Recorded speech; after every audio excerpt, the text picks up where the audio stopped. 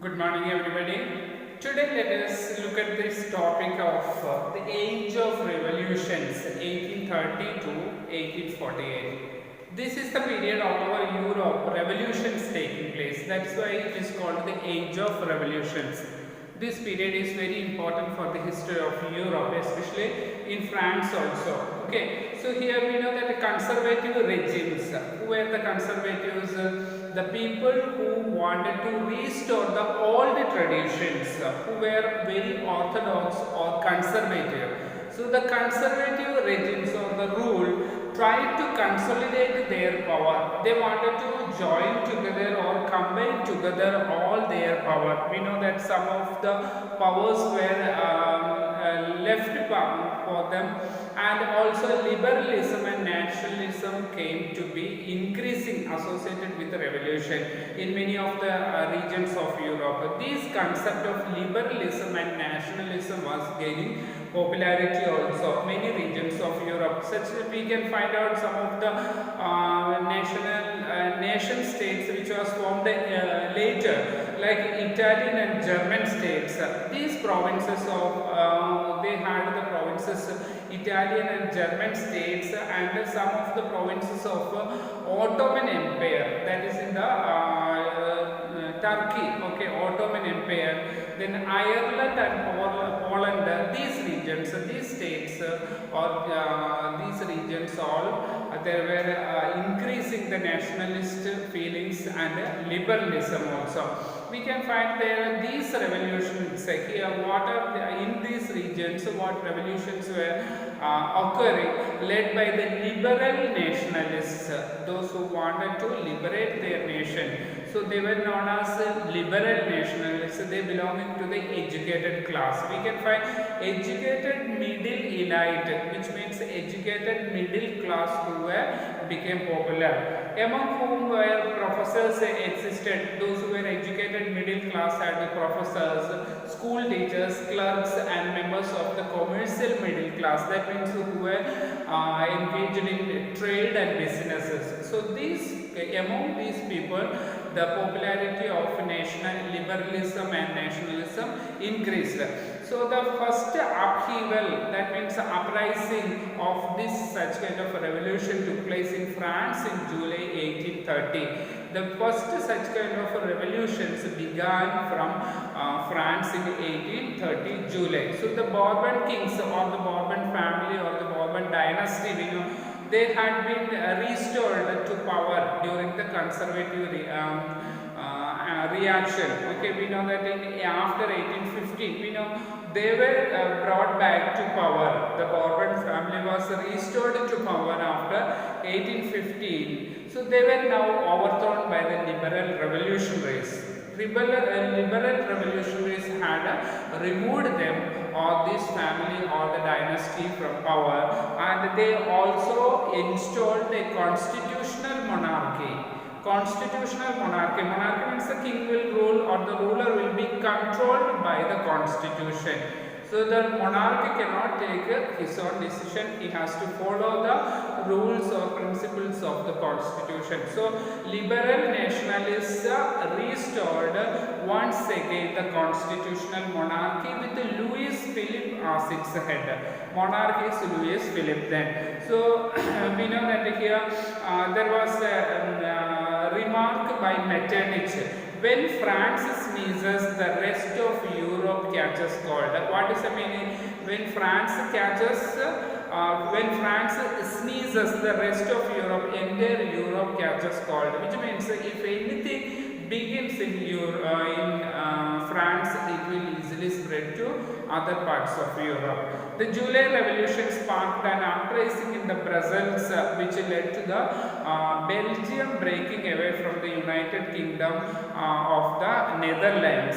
We know that Belgium also was broken away from the United Kingdom of Netherlands. It was considered as a part of the region of Netherlands.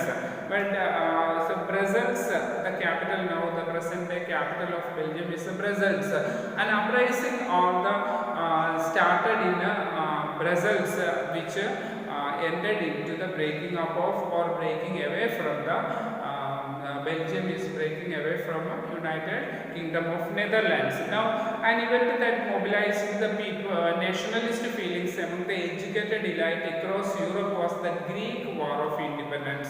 Another important incident took place, Greek War of Independence taking place in this period. Okay, Greece had been part of the Ottoman Empire since the 15th century. We know that Ottoman Empire, which is in Turkey. So Greece was also part of the Ottoman Empire. Ottoman Empire, we know that Muslim rule was going on there, and Greece had been part of the Ottoman Empire since the 15th century. So the growth of revolutionary nationalism in Europe sparked of the struggle for independence among the Greeks, which began in 1821 onwards. 1821 onwards, there was also revolutions in in Greece for independence. So here this revolutionary nationalism, when it spread all over Europe, it had an impact in Greece also. So from the West Europeans, we know that the people who were exiled during this type of nationalists or revolutionaries were exiled from Europe, and also some of the regions in the particular countries where revolutions were began. So they were exiled from their country, but now they all got, especially in the West Europeans who had sympathies for ancient Greek culture also. Poets and artists had lauded Greece as the cradle of European civilization and mobilized public opinion for supporting struggle against the Muslim Empire, Ottoman Empire, which was under a Muslim rule. And especially in Greece, we know that the people who were opposing the Muslim rule, opposing the control of Ottoman Empire on Greece.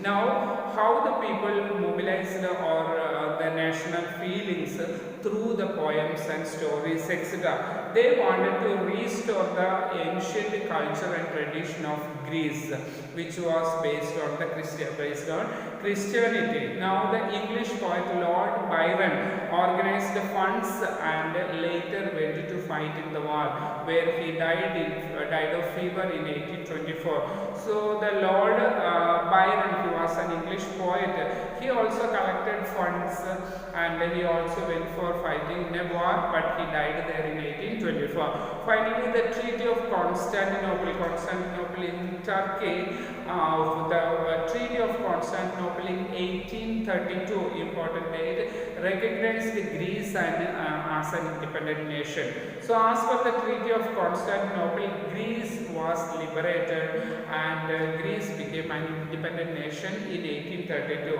We know that in 1821 onwards, the struggle for independence started in Greece and ended in 1832 as Greece became an independent nation.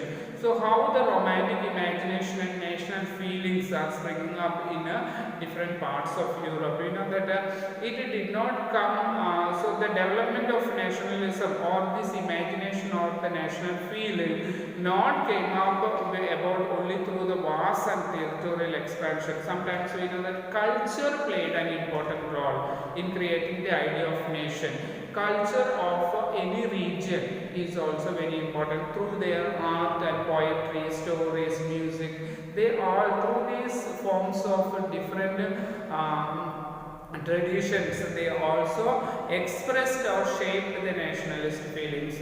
Many poets, poets and story writers, through their writings also they encouraged the people to create a nationalist feelings about their culture. Now we can find out look at the Romanticism, a cultural movement which sought to develop a particular form of nationalist sentiments. Romanticism in Europe, we can find it through their writings.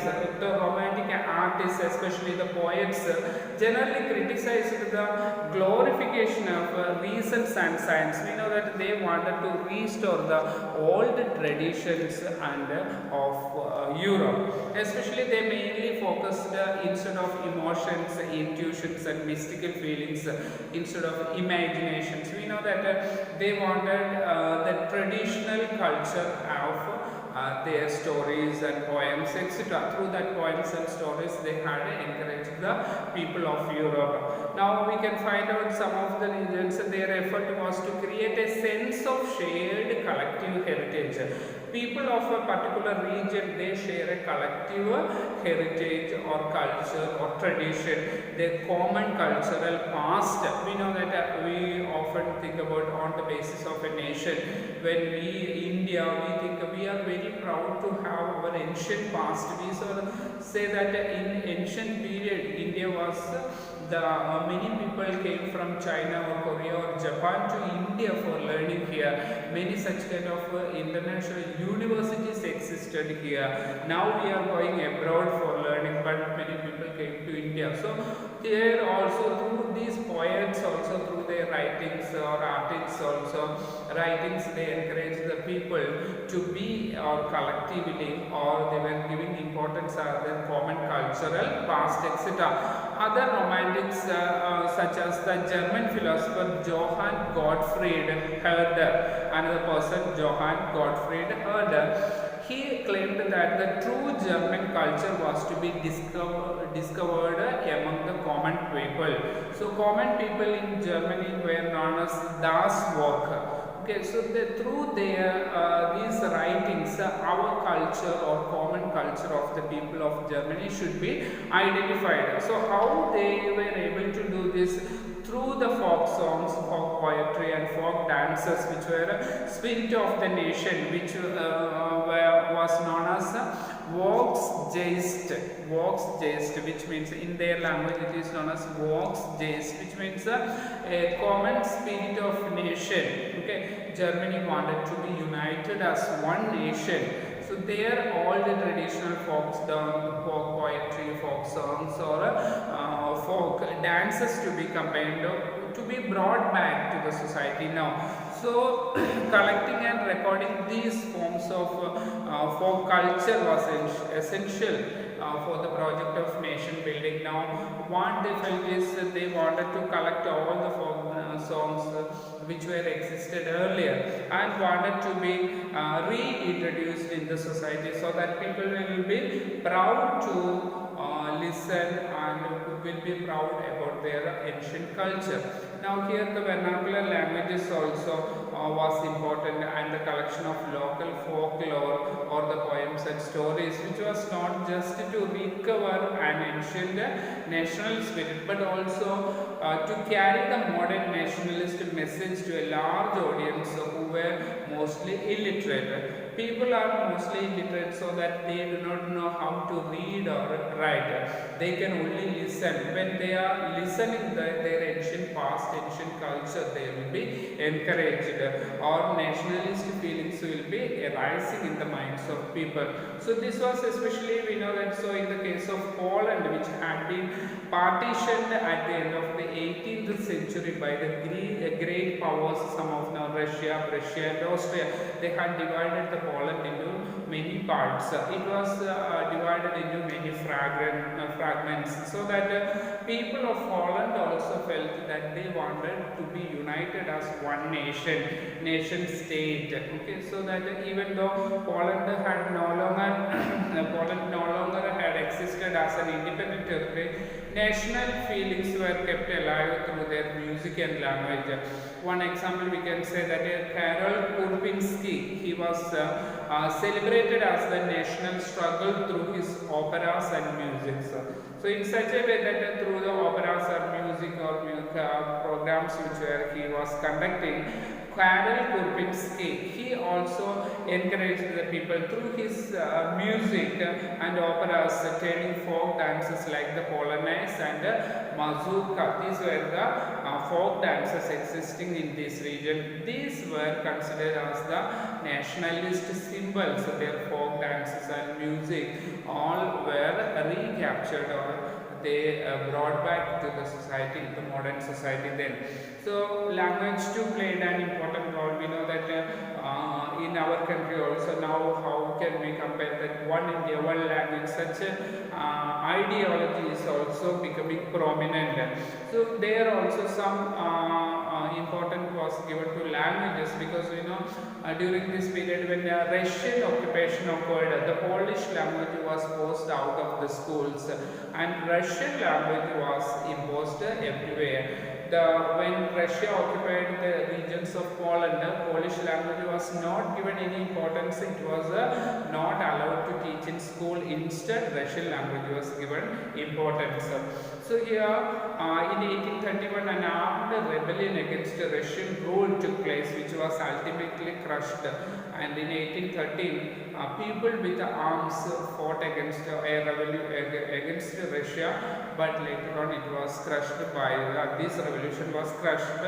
And following this, many members of the clergy in Poland, that means the church officials in Poland, began to use the language as a weapon to national resistance. That means the clergymen or the officials and priests in church, they used only Polish language hereafter, and they wanted a national resistance against the Russia or Russian language. Polish was used for the church gatherings and religious instructions also. As a result, a large number of priests and bishops who were the church officials were put in jail, and many of them were sent to Siberia by the Russian authorities as a punishment for their refusal to preach in Russian. So these church officials like priests and bishops, they were also, many of them were put in jail and many were sent to Siberia, that is the coldest region in the northern Russian part. So the use of Polish came to be seen as a symbol of struggle against Russian dominance. So how the people of Poland resisted the Russian dominance using their own language and following their own language or rejecting Russian language, and this was the way they resisted against Russian dominance. So that's all for today. Tomorrow we will study during this period how our hunger, hardship and popular revolt occurring this period in between 1830 and 1848.